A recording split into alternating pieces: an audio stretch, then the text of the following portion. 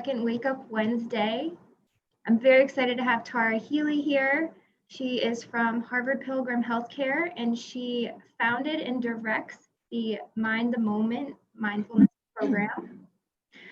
I am going to briefly read a little bit about Tara and then explain how this will kind of work, and then I'll pass it over to her. So. Thanks. And you can shorten up that bio. I mean, don't feel like a sentence or two, seriously, whatever. Yeah, so we were talking before we started, and Tara has been practicing mindfulness for at least 20 years. And she was saying that she helped kick off the program internally at Harvard Pilgrim Healthcare for a service for the employees there before she then adapted it and expanded it outside their realm. So she's actually, her program has assisted 150 different organizations and maybe more with the program she's put in place, and it's reached over 10,000 individuals. And she's a prolific author. So she told me if you look at mindful.org, it's a great resource. You can definitely type in her name and find some more resources. And we will share some more resources as this goes on.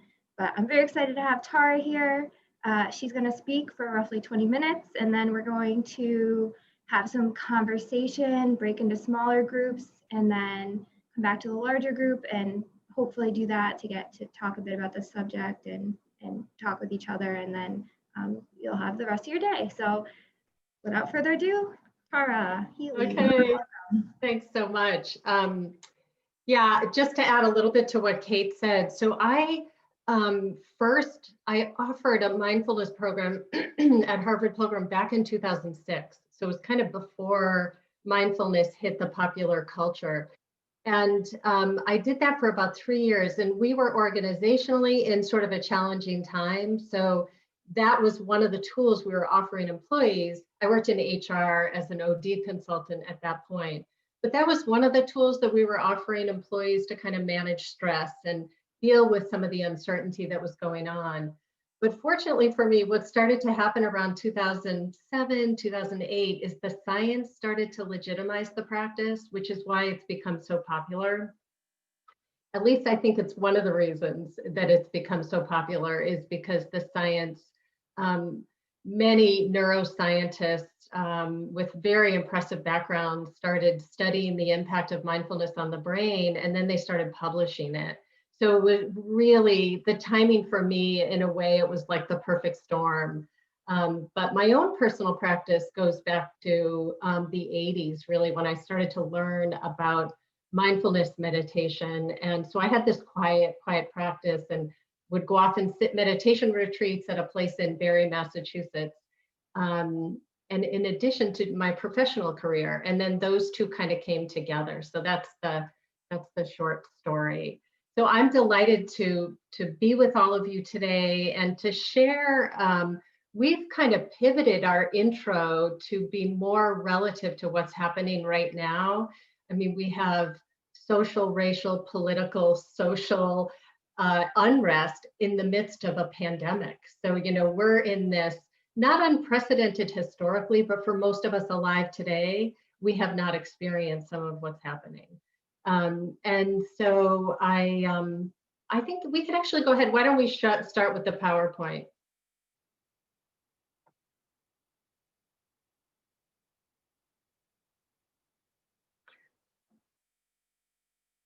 All right, yeah, thanks. So the preview, basically, we're here, welcome. I'll say a little bit more about the science. I started to touch on that, and I'm going to define mindfulness and meditation as distinct, but talk about how they work together.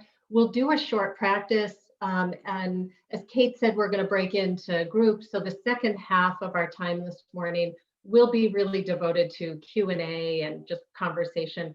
We're also going to leave you with tools and resources. So next slide.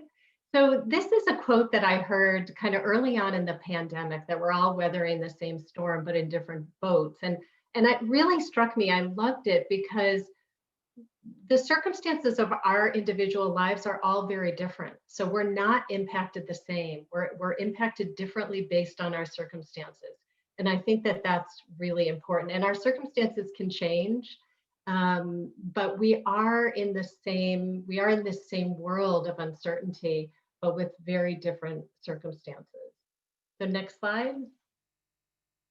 So this is a formula that Dr. Judson Brewer uses, and he's somebody that I have taught with over the years. He's a psychiatrist. He works at the Brown University Mindfulness Program now.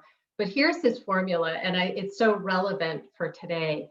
So basically, he says fear with uncertainty leads to anxiety.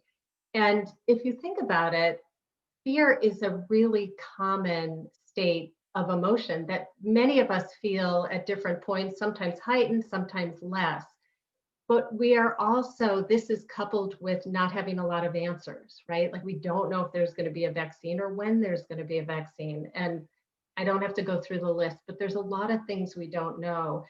That naturally leads to anxiety because the brain likes, when we're feeling fearful, likes to have answers, likes to have some idea of what's going to happen. Let's look at this now. You can go to the next slide from a brain perspective. So if we think evolutionarily, we have the neocortex, which is the more recent part of our brain development, and then the limbic and reptilian complex, especially the reptilian, is the more instinctual part of the brain. So that would be sort of the primitive, it's the thing that controls our respiration and our heart rate. And the limbic system is more the emotional part, and that's where the amygdala is. It governs fear and emotion. So when we are in a state of anxiety, the limbic and reptilian complex actually serve us well. They want to keep us alive. And so what they do is they act as gatekeepers, not allowing information into the more rational part of the brain. So the neocortex, and specifically the prefrontal cortex, which is, if that part of the brain had a job title, it would be CEO. So it's literally the part of the brain that helps us make good decisions, that helps us use our history to make good decisions. But when we're feeling overwhelmed or stressful, or stressed, and it depends on the degree, those other two systems don't allow information in. And this is where mindfulness can sort of serve as a wedge and open up those channels. That, everybody on this call, think for a minute about times when you're feeling overly stressed. We sometimes don't think that rationally, or our memory goes, so we don't remember, but that's actually normal and natural. And by the way, fear is also, for the situation we're in, is normal. That's like, this is a normal response. But there are ways that we can tamp down the limbic and reptilian complex acting as gatekeepers to allow information in so the neocortex can support us and help calm us. So next slide. So let's move into this, because meditation is really, and mindfulness are the things that can support us. So I said I'm going to give a unique definition for each, but I'm also going to define, use this to say how for both mindfulness and meditation, they are not passive. They are actually not relaxation techniques. I want to qualify that by saying that there are meditations that are aimed just at relaxation, but mindfulness meditation is not one of them, but it is a byproduct. We're not trying to create a special state. We're actually trying to see if we can be in the state we're in with some equanimity or balance. It's not an analysis. We're not trying to figure anything out. And we're also not trying to stop thought. So I often say that if you don't leave with anything else this morning, know that mindfulness meditation is not about controlling or stopping thought and clearing the mind. And I'm going to say more about that, but it is not about stopping thought. So next slide. Let's look at kind of a broader definition of this. So the way to think of it is mindfulness is a quality of mind that's awake and aware with an attitude of receptivity, curiosity, and interest to whatever is happening within one and around. And essentially, it's a willingness to meet whatever experience you're having and to let it be as it is, to allow for it, to turn toward it. So that's kind of the overarching definition. And now let me unpack that a little bit. So next slide. So the first part is mindfulness is a quality of mind that's awake, that's aware, and that knows it. Now a really helpful way to think about this is to think about when you are lost in thought, which we know through two researchers at Harvard University, Killingsworth and Gilbert, that just south of 50% of our waking hours, we are lost in rumination of the past or the future. And so that this is a common, our waking state, about 50% of it is lost in thought. But we all have moments during the day where we see it and we wake up, right?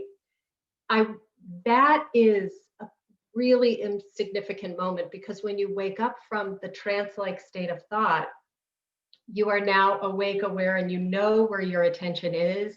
And that allows you to have more facility with how you aim and sustain your own attention. So that's a really important thing to understand, is that when we're lost in thought, that thoughts slip in unnoticed. This is just the nature of how the mind works, and meditation practice helps us understand the nature of the mind. So thoughts slip in unnoticed, and they tend to have all this control over us. Mindfulness allows us to be back in the driver's seat and to see more clearly. So it's a meta-awareness. Awake and aware and know it. Now, the second part of the definition is, next slide, has to do with the attitude in the mind. So think about the last time you looked through a microscope. It was a long time ago for me, but when we look through a microscope, we don't look and say, well, that's dumb and I don't like the way that looks. We actually look with this real kind of heightened curiosity, receptivity, interest, like what is there, right? Like what is there? This is so significant to this definition because it is the attitude that we are bringing to mindfulness. Mindfulness is an attitude of awake and aware with curiosity and receptivity to whatever is happening within and around. So next slide. Now meditation, so there we're just going to put mindfulness aside for a minute to think about mindfulness as the quality of mind, of being awake and aware and knowing it with an attitude of receptivity to whatever's happening. Okay, where does meditation fit in? Meditation, the most helpful way to think about it is that it's a fitness routine for the mind, so that we are, if you want to have a strong and flexible body, you would pick an exercise and you would say, okay, 5 days a week for 30 minutes, I'm going to walk or run or lift weights. And weightlifting we'll use this as the example now. So you are basically doing repetitions against the resistance of the weight, just over and over again, in order to build strength and flexibility in the fabric of the body. So you are, developing these qualities of strength and flexibility as abiding traits in the body, so that you're strong and flexible, not just when you're, quote, working out, right? Not just during that time you've set aside, but you are developing strength and flexibility that you can then employ in the service of your day-to-day life. And so meditation is much the same way. We are actually working against the resistance of thought, all the thought bubbles. So it's like the mind will secrete thought, and it's especially noticeable when we are sitting in meditation. It's like we've brought the thoughts into stark relief in a way. They're always there, but when we sit in meditation, it especially if we're newer to it, it sort of amplifies it. But that's good. This is all part of it. So basically, instead of the dumbbell here that she is working against the resistance of, you could think of the thoughts as your weight. So we use an anchor to help anchor our attention. So for instance, breath sensation, wherever we feel it in the body is a good one. So it could be at the nostrils, the chest, the belly. You just breathe, start to notice where it's most pronounced in your body, and then track that sensation in, track that sensation out.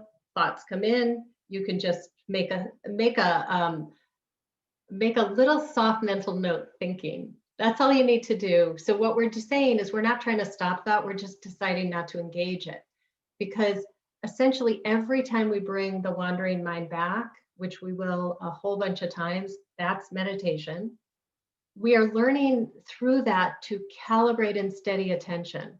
So in exercise, we're building strength and flexibility by the repetitions we're doing, whether it's walking or running or lifting.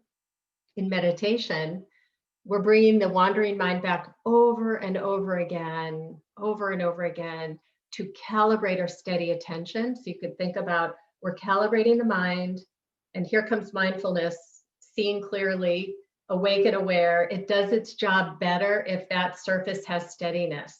So that's how those two work together. And I think sometimes in our common lexicon of explanation about these two things, that gets shortchanged a little bit. So to know that meditation is the exercise routine for the mind, and mindfulness is this quality of seeing clearly how things actually are, awake, aware, and know it with receptivity. So maybe let's do a really short, like a 2-minute practice. We have time. So we'll do a 2-minute meditation practice. So take a minute to, actually you can, if anybody wants to stand, standing meditation is a fine posture. So either standing or sitting. So if you've been sitting a lot this morning already and you feel like standing, you just want to stand in a way that's comfortable and relaxed, maybe a slight pelvic tilt, a little bit of a bend in the knees to take any pressure off the lower back. Otherwise, if you're sitting, just sit in a way that is upright and alert, engaged, yet relaxed. So a spine that is straight but not stiff. If it feels okay, you can close your eyes, but it's fine to keep them open and gaze downward to help remove peripheral distraction. So either open or closed. And let's go ahead and begin with a deep inhalation through the nose and a bit longer exhalation through the mouth.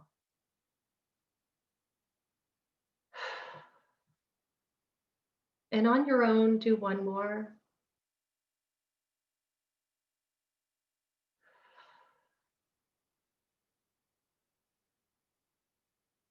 And enabling a little bit of a longer exhalation helps to engage the parasympathetic nervous system, which is basically tells the body to relax a bit.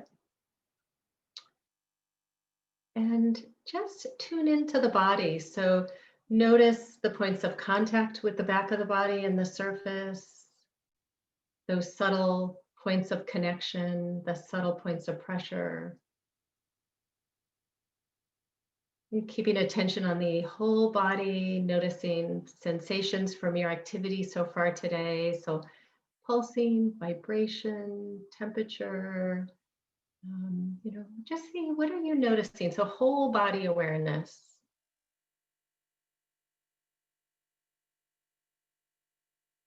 Softening any areas of the body that might feel like you're holding, and just softening to the degree that you can.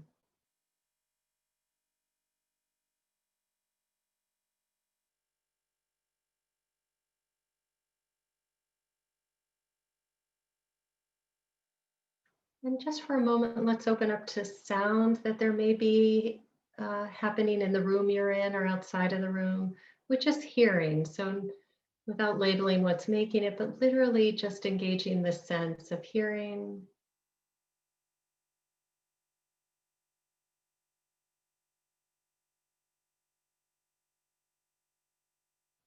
And finally, bringing the attention back inward, allowing sound to remain in the background, and just start to notice the rhythm of your breath.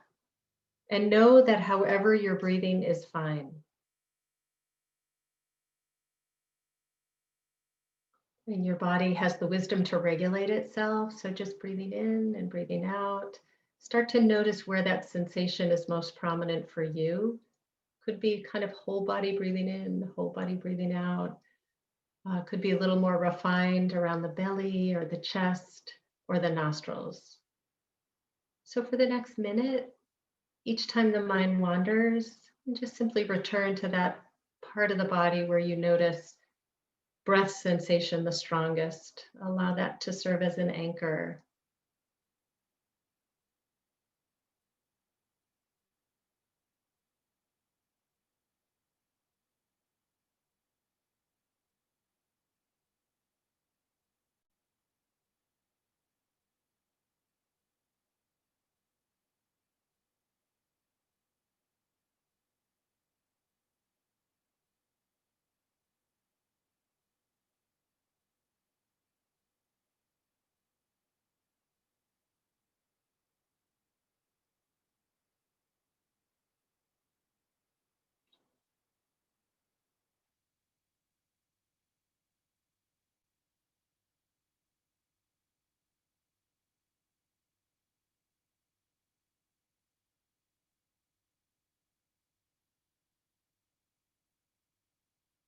Noticing where the mind is, thinking, and just escorting the attention back to the breath just for a few seconds.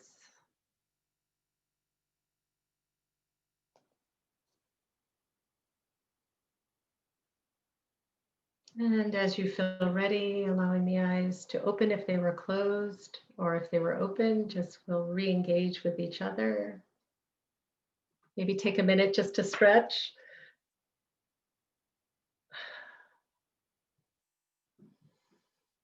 Okay, I'm looking forward to the second half hour to get to know all of you a little bit better and chat. But we're winding down, so next slide.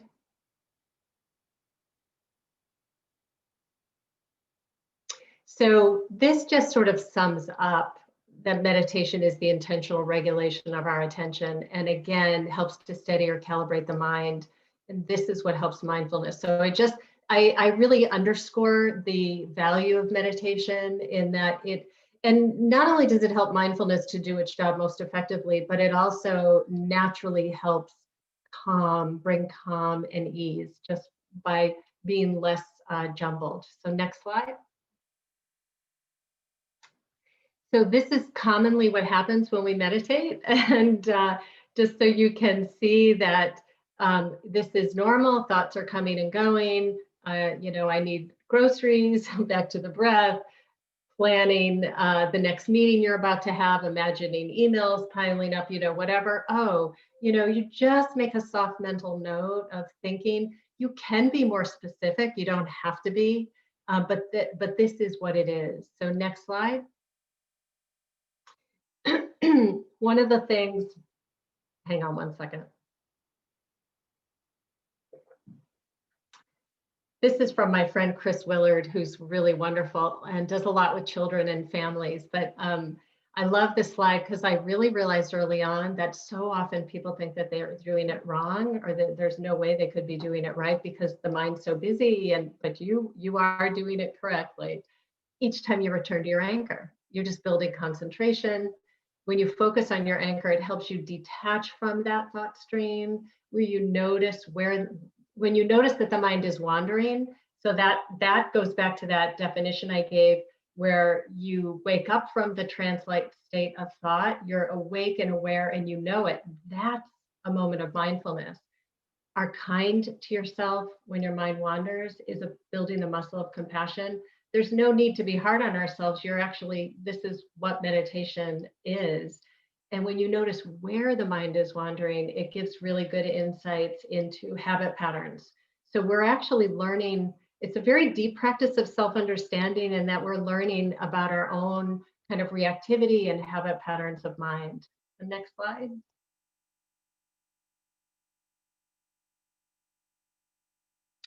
So I'm going to give you a formula that I think might be interesting so I think on the call, there's probably some people that are newer and some that have a lot of practice in this area, and maybe kind of a group in the middle. Wherever you are, if you want to restart a practice, this is a really good formula. So it's 5 minutes, 5 times a week for 5 weeks. And it takes about 3 weeks to build a habit. So this kind of adds a little bit onto that. And we don't need long, drawn out practices. This is a way to start and to begin to get comfortable with the discomfort of sitting without doing anything. We are doing something, but you know what I'm getting at here. And that over time, you just increase, and that the benefits and the time that you practice are proportional. So the more you practice, the more you'll start to see a difference in your day-to-day experience. Next slide. So some supports to do it would be just mentally set the intention, create the time and space for it. And this is a small amount of practice. So, it's you don't necessarily have to give something up. Most people can find that in their day. And it's helpful to create reminders. But reminders can be tricky because we can become so familiar with them that we don't look at them. But one of the bigger things here that I would say is to work with resistance to doing it. And, actually to meditate when you don't want to and when you feel resistance is one of the best times to do it, because you get to learn about resistance in a very different way.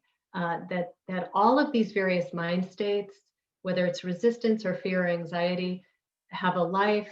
They, they sort of have a birth, they have a life, they do their thing and they move. No emotion, thought, or body sensation is stagnant and stays forever. And that's good news. Next slide. So here's a great little tool for, I found it especially helpful around any kind of reactivity. So the more we practice, the more we see reactivity arising in the body and mind. And that just stop, take a breath, see what's going on at the level of thoughts, emotions, and what's happening in your body, and then allow that to gauge how you move forward. So it helps us be in greater alignment with our values. So we're less likely to say or do something that we later regret. Or when we do say or do something we regret, we can see it more clearly and see it with self-compassion. Next slide. So this is a really beautiful quote by the Vietnamese meditation master. He says, when the crowded refugee boats met with storms of pirates, if everybody panicked, that was not going to be a good thing. But even one person remained calm and easeful, that impacted everybody. And the thing with, if we go back to that formula around anxiety and fear, which can even lead to panic, emotions are like contagions, right? So we're doing not only ourselves a service, but we're doing everyone else a service around us to work with this uncertainty. And there's many ways to do it. And next slide. So here are some resources for you, harvardpilgrim.org/mindfulness. So every Tuesday and Friday from 8:30 to 9, we do a guided meditation that also includes a Q&A, and it's free and available for anybody. We may change it to Tuesday, Thursday, but either way, it'll be on our website. And next slide. And we have like anything that I talked about today, you would be able to find in a video. So we have various videos and everything. This is all free and available, guided meditations. So, if you go to SoundCloud/Mind the Moment, you'll see a whole bunch of different guided meditations. We have virtual communities, mindfulness for pain management, books and apps. But I also this morning sent Kate a resource guide that we often use that includes more resources in addition to what you'll find on the website. So that's it for me. I think we're right. We're at 9:34. So Kate, I'll turn it back. Great, thank you so much, Tara. There was a lot of great information there and some very practical tools and ideas to get started on our own mindfulness practice. So I appreciate everything you just shared with us. Since we have a smaller group here, I think we'll break into 2 breakout groups and have some small group discussion. And I give it back to Tara to pose the first question. Yes, please. Okay, yeah. Thank you so much. Kate asked me to come up with a couple of questions that will be in 2 groups. So the first question is, as you listen to my definition of mindfulness and also of meditation, how does it square with your own understanding? Is it similar? Is it different? And what questions did it leave you with? So how did it square with your own understanding? Was it similar, different? And, what might it have raised for you?